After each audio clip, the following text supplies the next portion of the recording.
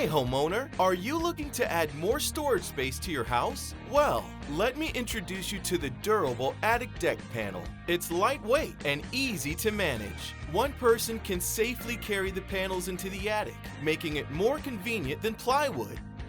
Most likely, your attic looks something like this, but we are about to change that. First, lay out your desired configuration. Ideally, this should be whatever makes the most sense for you. You can set up stepping stones. You can make a quick access path where you lay the panels in a straight line to reach a specific point of the attic. Or you can create flooring to fill out your available storage space, which is exactly what our homeowner decided to do. He chose a side-by-side design that made the most sense for his storage needs.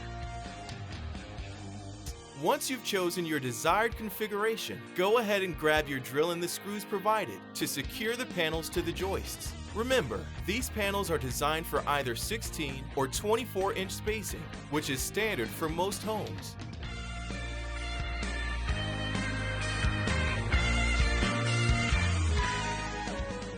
Once you've got those screwed in, you are now ready to start organizing your attic space. Each panel supports up to 250 pounds, so start stacking.